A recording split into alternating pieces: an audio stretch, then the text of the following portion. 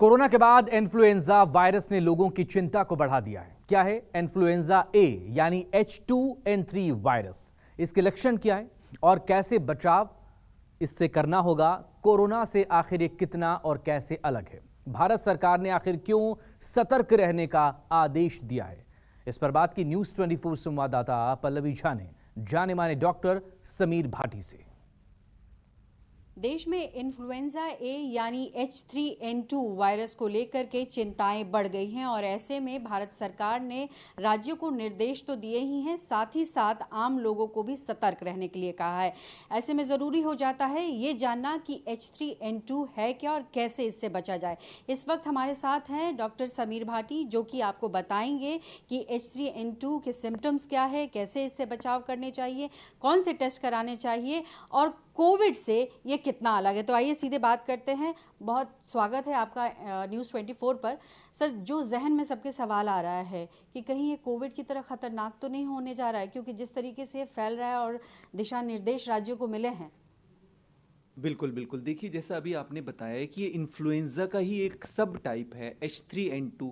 हम काफ़ी समय से जो सुन रहे थे H1N1, जिसको स्वाइन फ्लू भी कहते हैं। स्वाइन फ्लू अक्सर हमारा सितंबर के अंदर हम जब देखते थे उस समय बढ़ते थे केसेस उसके, और जनवरी से लेके मार्च तक भी कुछ केसेस उसके हमेशा रहा करते थे। पर पिछले जैसे हम 2 साल से देख रहे हैं, क्योंकि कोविड वायरस ज़्यादा प्रिवेलेंट था, बट अभी कोविड के जाने के बाद जो दूसरे वायरस हैं वो सक्रिय हो गए।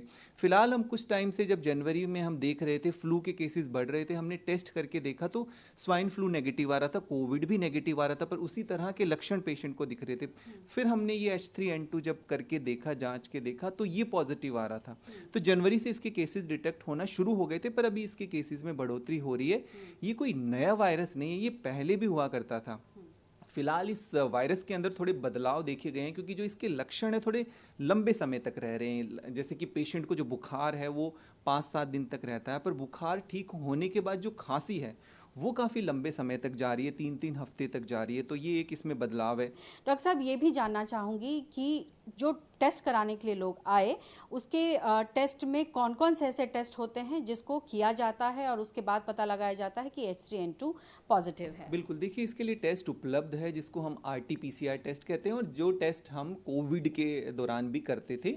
सैंपल इसका उसी तरह से लिया जाता है, नेजोफेरेंजियल स्वैब और ओरोफेरेंजियल, वहाँ से हम सैंपल लेते हैं और 4 से 5 घंटे के अंदर आपको इसकी रिपोर्ट उपलब्ध हो जाती है।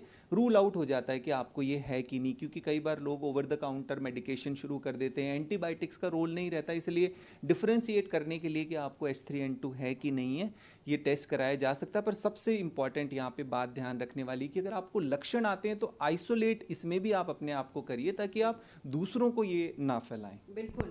और ऐसे में अंतिम सवाल कि अगर कोविड से ये तुलना हो रहा है तो क्या फर्टिलिटी रेट इसमें उसी तरीके से है या जिस तरीके से बाकी इन्फ्लुएंजा वायरस में होता है उस तरीके का है? देखिए जैसा हमने देखा भी था कोविड के अंदर, जैसे ओमिक्रॉन वेरिएंट था उतना खतरनाक नहीं था, पर जो डेल्टा वेरिएंट था वो जैसा आपने बताया हमारे लंग्स को अफेक्ट कर रहा था।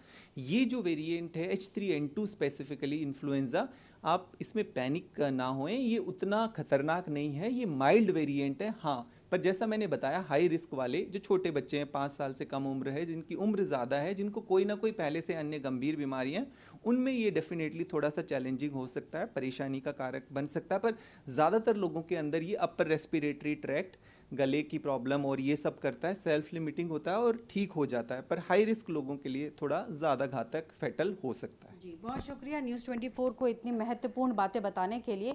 तो जाहिर तौर पर आप समझ गए होंगे कि H3N2 अब है क्या, किस तरीके से इससे लड़ना है, और जिस तरीके से तमाम सरकारें जो हैं वो एहतियात बरत रही हैं और दिशा निर्देश दे रही हैं। अब आपकी आगे आगे आगे बढ़ना है और आपको दिशा निर्देशों को फॉलो करना है और एहतियात बरतना है, ताकि H3N2 कहीं से भी आपके लिए घातक ना हो। कैमरा पर्सन कलिकांत झा के साथ पल्लवी। नमस्कार, मैं हूं मानक गुप्ता।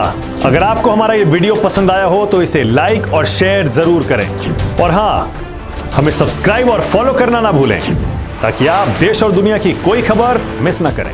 तो जुड़े रहिए हमारे साथ और देखते रहिए न्यूज़ 24।